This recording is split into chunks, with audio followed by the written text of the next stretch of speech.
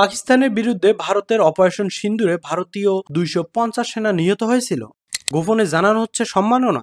কাশ্মীরের পেহেলগামের সন্ত্রাসী হামলার ধারাবাহিকতায় ভারত পাকিস্তানের যুদ্ধ শুরু হয় গত ৭ মে এবং এটা চলে ১০ মে পর্যন্ত। সে সময় আমেরিকার হস্তক্ষেপে এই যুদ্ধের সমাপ্তি ঘোষণা করা হয়। পাকিস্তানের বিরুদ্ধে ভারতের এই যুদ্ধকে বলা হয় অপারেশন সিন্দুর। সে সময় পাকিস্তান দাবি করে ভারতের ৩ রাফাল যুদ্ধবিমান সহ অন্তত ৫টি যুদ্ধবিমান ভূপাতিত করে পাকিস্তান। প্রথমে ভারত স্বীকার না করলেও পরবর্তীতে একটি রাফাল বিমান ধ্বংসের কথা স্বীকার করে ভারত। তবে নিরাপত্তা বিশ্লেষক ও পাকিস্তানের পক্ষ থেকে দাবি করা হয় এই যুদ্ধে ভারতের ব্যাপক ক্ষয়ক্ষতির সম্মুখীন হয়। সেই গুঞ্জনে নতুন করে ঘি ঢালছে পাকিস্তানের শামা টিভি। সংবাদ মাধ্যমটি দাবি করে এই যুদ্ধে নিয়ন্ত্রণ রেখা বরাবর প্রায় ২৫০ সেনা নিহত হয় ভারতের। সেই প্রতিবেদনে বলা হয় নিহত সেনাদের ছবি বা কোনো গল্প যেন সোশ্যাল মিডিয়ায় প্রকাশ না হয়, এজন্য নিহত সেনাদের পরিবারকে চাপে রাখা হয়েছে। আবার জনসাধারণের নজর এড়িয়ে নিহত ১০০-এরও বেশি সেনাকে পুরস্কার দেওয়ার সিদ্ধান্ত নিয়েছে ভারত সরকার বলে জানা যায়। পুরস্কার প্রাপ্তদের ৩ রাফাল পাইলট সহ মোট ৪ জন। এছাড়া ভারতীয় বিমান বাহিনীর ৭ জওয়ান এবং ১০ ইনফ্যান্ট্রি